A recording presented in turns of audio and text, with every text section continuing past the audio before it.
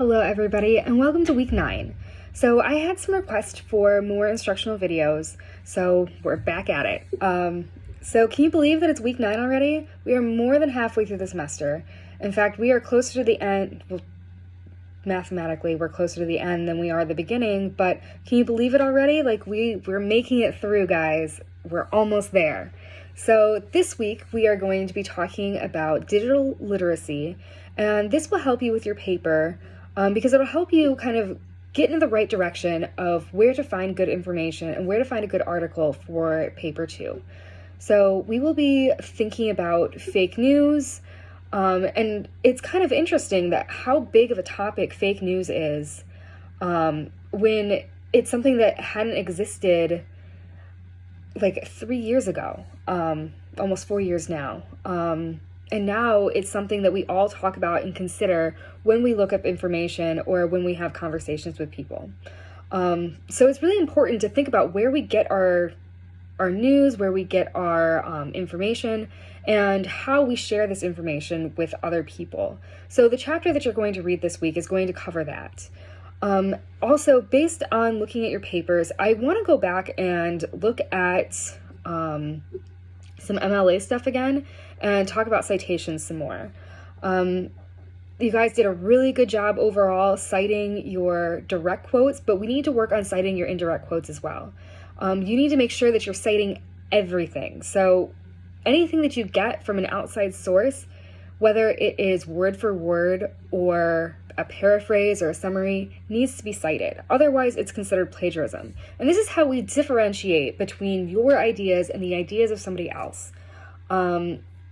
And it's really important to do that, so not only does your audience know what you're saying versus what the experts are saying, it also shows us how you've interpreted that information, and it shows where your voice ends and somebody else's begins. Because it's really important to know where your voice is and where you stand on things and what your opinion is on whatever article or issue that you're talking about. That's why people are reading your work, because they want to know what you think. So don't ever forget that.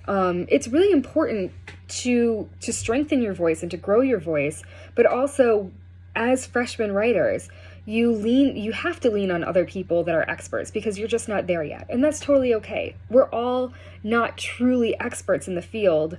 There's always going to be somebody smarter, somebody else doing research, that you will need to lean on sometime in your career. Even if you have a PhD, even if you're a tenure professor, you are still using other people's work. I myself have used lots of sources and stuff post-graduation and on different projects that I've worked on. So it's very normal and very important to make sure that you strengthen your voice, but you also strengthen your ethos and your credibility by using other sources and making sure those sources get credited for their work.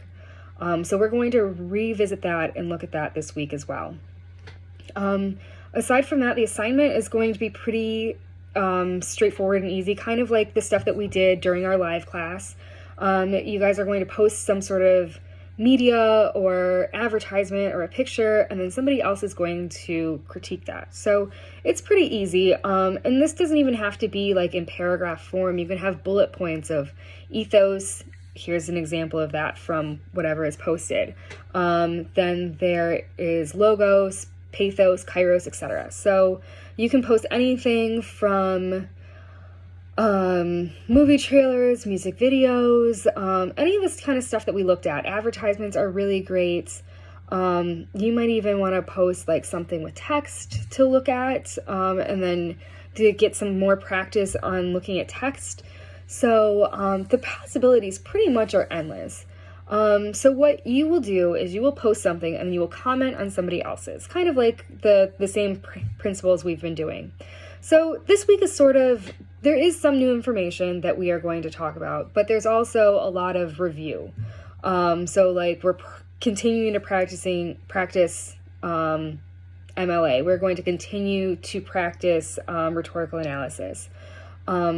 Also, there's going to be a place where you can say the article that you are going to be writing for paper 2, because you really need to at least know your article And something that I would recommend is, like, if you have different color highlighters, or you have like a digital version where you can like highlight in a PDF or something, you want to go through and like make all the ethos in the article pink and all the pathos in the article blue, and, you know, Kairos green and Logos yellow or something. So that will really help you go through the article, figure out what is there, and then you can put it into paper form.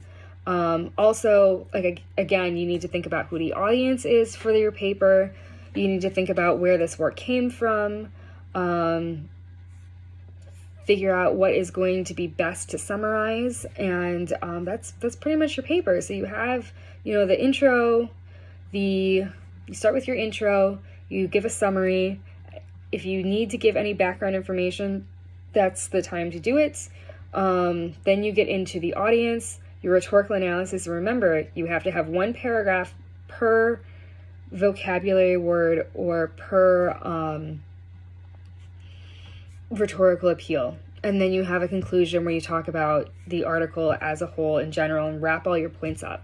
And what is probably the most important thing that you'll have to do is have that argumentative thesis. So you'll want to make sure that you're making an argument in your paper, and then your rhetorical analysis proves that argument.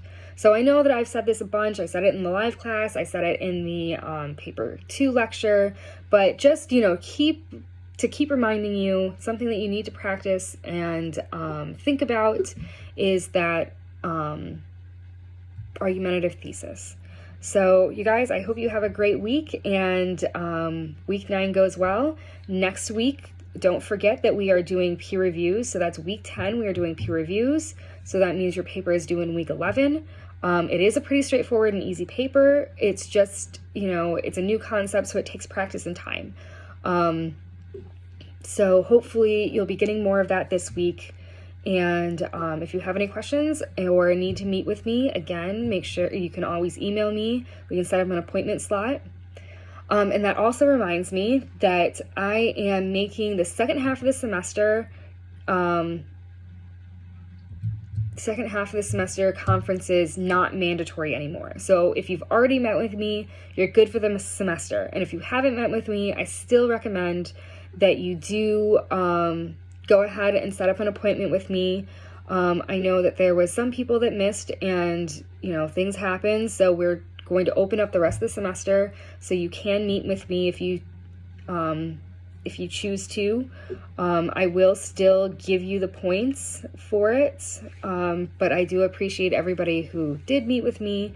Again, it was really great to put some faces to some names and just get your take on the class and get your take on how your semester is going. I really, like I said, I've said, you know, throughout my videos that I really enjoy meeting with students. I mean, that's why I do this job, and like, this has been sort of a difficult semester in that terms, so it's been really nice getting to know you and talk to you guys and see how things are going.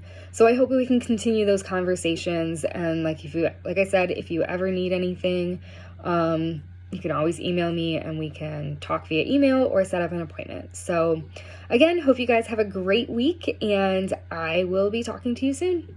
Have a good one.